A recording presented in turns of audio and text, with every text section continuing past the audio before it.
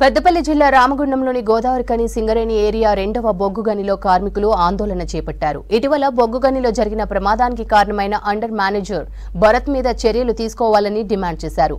అన్ని కార్మిక సంఘాల ఆధ్వర్యంలో ఫస్ట్ షిఫ్ట్ లో విధులను బహిష్కరించి పెద్ద ఎత్తున నినాదాలు చేస్తూ నిరసన తెలిపారు కార్మికులు.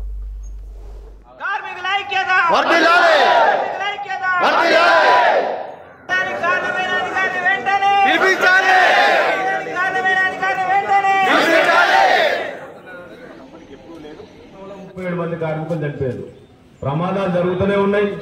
మనం దిగుతానం అంటాను, ఇన్స్పెక్షన్ చేస్తానం అంటాను.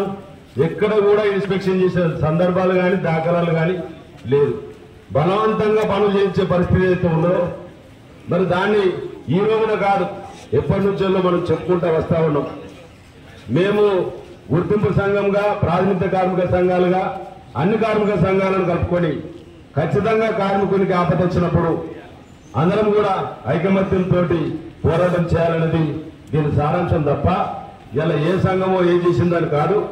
వాస్తవాలు మీరు ఇన్స్పెక్షన్ చేసినాక వర్కింగ్ కండిషన్స్ ఏవైతే పని స్థలాలు ఉన్నాయో ఆ పని స్థలాలలో గత వారం రోజుల నుంచి వెళ్ళి సంసత్తనే అనేది, కూల్తంది అనేది మనందరూ కూడా తెలుసు.